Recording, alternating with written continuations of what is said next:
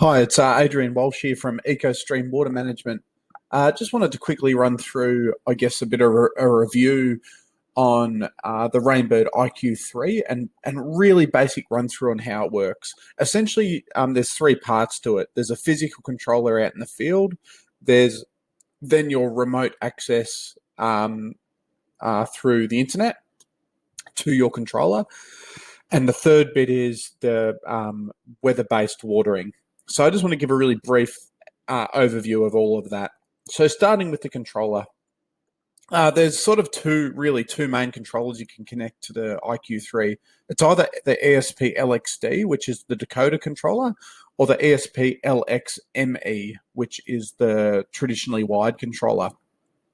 Both operate in a similar way.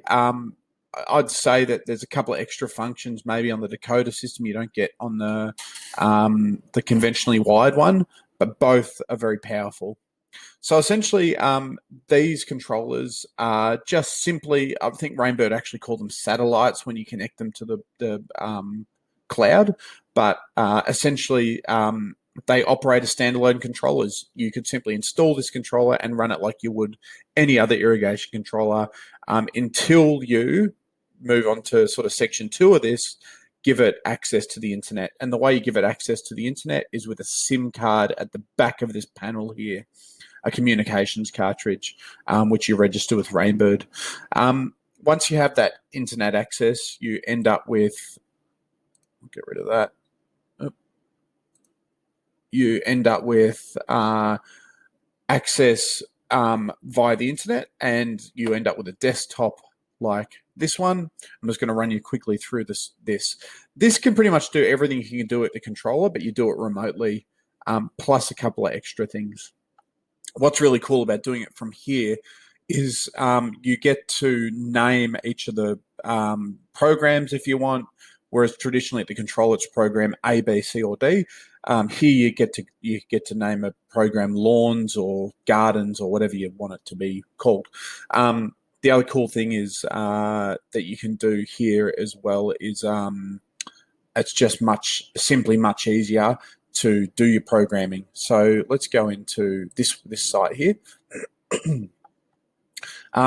So here, this is where we do all our programming. And as you can see, normally your valves at the controller would be station 1, 2, 3, 4, and 5, and so on and so forth. Yet here we get to give them some description. The other cool thing is this is where we can set our start times, our length of run time, and days to water. So that's really cool that you can access that. The other things that you can do here is check up on how much water is being used with reporting. You can make quick changes if you know a big rain event's coming and you want to make sure you can turn the controller off. You can do it from here without going to site. So there's a few functions here. This is where we configure the back end stuff. We can do things like monitor flows, make sure that there's no leaks, bits and pieces like that. Like I said, this video is not meant to be too descriptive. It's just meant to give a really brief overview and show you what it looks like. This particular one is a decoder controller. That's what it's showing here. If I click into that, that's where I can get access to all the flow information for the stations. This here is the flow watch, where I'm monitoring flows for each of the stations. This is flow manager. If I've got a really big site, I'd use that.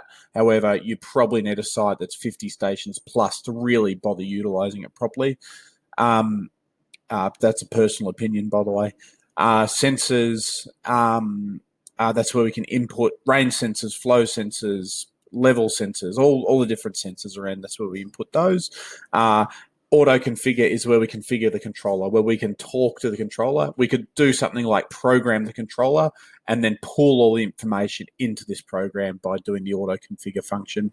The manual operations is simply just that. It's operational stuff. You can connect to the controller and then you can give commands here. You can make any station you want run remotely. You could make it run a program, all sorts of things. You could learn a flow. You can synchronize, all things like that. So that's how that works. And just getting out of that really quickly. we can do things like reporting, create auto reports, put emails in, so we could make it sync to the controller every single day at say 3 p.m. And at 3 p.m. every day you get an auto report on what the controller did, if there was any alarms in the controller, if it's detected anything that's not quite right. The next part of it, the third part to this, is the seasonal adjustment. This is where we connect to local weather sources, like in here, and then we can set up the programs to run off weather sources rather than simply time. And in this particular controller, we've done that, and it's working really well. We've had a lot of success on it. Program A, B, C are all running off local weather sources. Program D isn't, because we wanted to, that's undercover, and we didn't want it to react to weather events and things like that. So essentially any of these, and probably the easiest way to do it is maybe just click on one of them.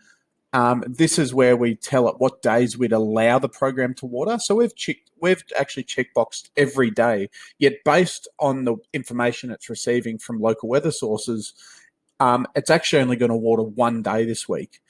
Whereas traditionally you may have ticked every day, every second day, and because of the time base, it just would have run every day no matter what the weather. Yes, you may have still had a rain sensor in there, but the rain sensors are kind of good for immediate stuff, and they do help. But considering we're operating now ET and weather source, this is going to be much more accurate. So you can see that we've just essentially saved on 6 days worth of watering based on it connecting to local weather sources, which is amazing. This is where we put in start times, and this is where we put in the landscape information.